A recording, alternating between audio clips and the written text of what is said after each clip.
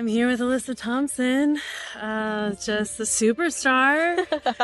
Angel City FC, beautiful complex, by the way. Took a tour of the facility, so happy for you all. But thank you for joining us. Thank you for having me. Let's start back when you were drafted. You mentioned not loving the spotlight without your sister. Has that gotten easier to step into on your own? I don't know about easier. I'm more used to it, maybe. I still feel like me and Gisele are kind of put in the same boat, so still feels nice to like be in the spotlight with her and also by myself. I kind of noticed it less by myself and more with her. Well, let's talk about your assist though. Assisting her first pro goal. What was going through your mind in that moment? And how did it feel like seeing her finish that chance? Initially, I was so shocked that she was in the box. Like I looked up and I was like, wait, who's that? And then I crossed it. Yeah, that's what I was thinking. I couldn't believe it went in. I can't believe that was her first goal. I can't believe she scored it and didn't assist me. I feel like everything that we worked for up until that point, it just felt so real in that moment. And when she came and hugged me, I was like, I can't believe this is happening. I actually, like, you could see on my face, I was shocked. That was so cute. I was just like, this is not real. Like, this, it's just so cool to be on the same team as her and now, like, getting to assist her was so fun. And your younger sister Zoe is also developing super quick, right? Have you three ever dreamed about playing professionally all together, like a LeBron James moment? I mean, we've talked about it now, and we're just like, we don't want to put any pressure on Zoe, to be honest. Yeah, you better be out there every day on the line. I know, I feel so bad, but like, she's such a good little player, and like, she's gonna do what she wants, and she has so many other things that she could do too. So I'm just like trying not to put a lot of pressure on her and just like see what she likes to do and figure that out. How big of a role has your dad played in your, developing you and your sister? I can also somewhat relate. My dad was my coach when I was young, and he like really molded me into a good player at a young age. He was just such a good teacher of the game. What's your dad's secret sauce? Well, my dad didn't really know the game like probably your dad did, but his secret sauce was more mentality. Like, he loved Kobe, he played basketball and football, so he was an athlete all around, and he was more like, you're gonna be the best, you have to work hard every day, you have to train every day, you have to be motivated, not from me but from yourself. And I think that really helped me and my sister like know what it took to be the best. We didn't want to train. He was like, oh, so you want to be average? And we were like, no, but we're just tired.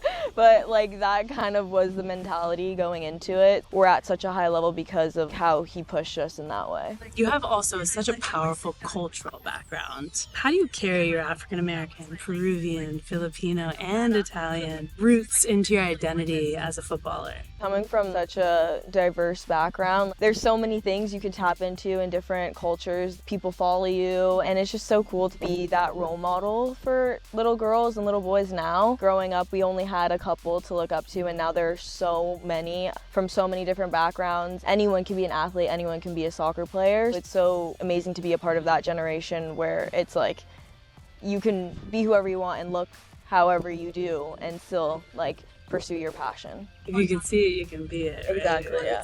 So you committed to Stanford before going pro. Do you ever wonder what your path would have been like if you'd chosen that? I mean, I used to a lot more. Like in the beginning, I was like, what if I went to Stanford? What if? And now like all of my dreams have come true. Everything that I've wanted to accomplish up until this point in the beginning of my career has happened. So I'm like, why would I want to be at Stanford when I'm a professional athlete and I'm on the US team? And I don't know, like those have been my goals since I was little. I'm happy with the decision that I made, and I just want to keep continuing to. Well, it's working out. It's working out for you. You've taken a big leap this year, speaking of that, especially as a goal scorer. So what's clicked for you? How has your mindset evolved to help you stay in this position?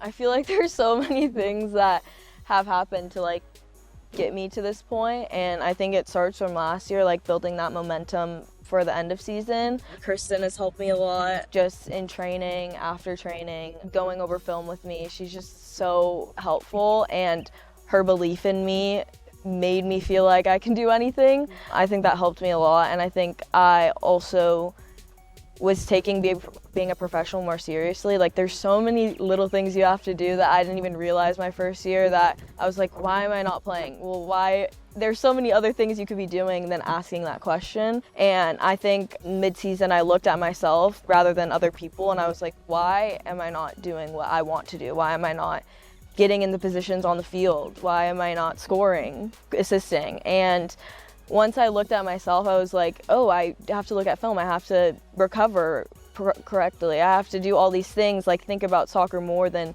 just when I'm on the field. It's funny because a lot of people get to this level and they don't realize it's actually a 24-hour job. Yeah. You're recovering, and then you have to figure out how to sleep, and then what you're eating, and then, the activation before and after training. Yeah. It's the whole thing that a lot of people from the outside looking in, they have no idea, Yeah. right? Who's your soccer idol growing up, and have you modeled your style after anyone who you've looked up to?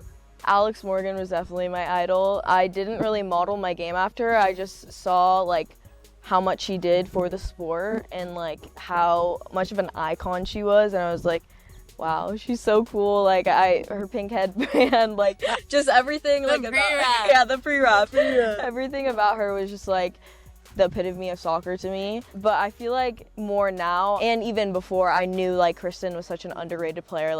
People didn't talk about her as much as they talked about Alex Morgan, but she scored goals, the craziest goals. She was just so amazing, and I feel like now, as she's helping me too, I can model some of my shots and things after her, which is nice. Yeah, she was one of the most intelligent players I've ever played with. It's incredible. She made me look so good sometimes playing in front of me, which helped. But what's the best advice that she or another veteran has given you? I feel like Kristen's advice is very elusive a little bit, so it's up to your interpretation. But I think what she's taught me is to listen to my inner self. That is where you'll find all of your answers, and she says it's all within you, you already have it. And I think that's very empowering to me, because I'm like, wait, yeah, I do already have it. If I just believe in myself and my abilities, then I know that I can do anything that I want, and the dreams that I've dreamt of, that is all within me. So I just keep doing what I'm doing. Wish I received that when I was able to apply that every day. Because you're right, it's such a pressure moment to be here and figure out how to stay here.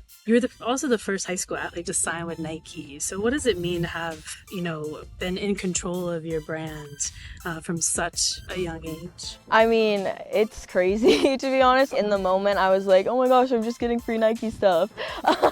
But now thinking about it, I'm just like, I can't believe that was just the beginning of what is to come. And it was from your guys' generation that helped us get to all of these NIL and now these bigger deals. I feel like I was just born at the right time. All of this stuff is coming, and you guys did so much work to get us to this point. So I'm just happy that I'm reaping the benefits, to be honest, and happy that I'm able to build my brand and get that money too off the field. Yeah, and I appreciate you saying that, but it's also the way it should be. Yeah, right? exactly. This is what we were supposed to do. Exactly. This generation, your generation, we always wanted that for you. So I'm glad that it's also working out the way we envisioned as well. But the league is getting younger and younger, right? What do you think gives those players that confidence and maturity to thrive at this level so early? Honestly, we used to not see that. It was maybe one or two players over the course of the league, but now it's much more often. I know. I think honestly, the players that are coming in so young are just, I feel like for me, I was young, but not 15, 16, 17, and at that age I don't think I would be able to do it. So I think it's just how they were born, to be honest. Their mentality is different. They just have confidence to them that you can't replicate or teach. That is just something that you're born with, I think. And I think that's why we thrive in these situations.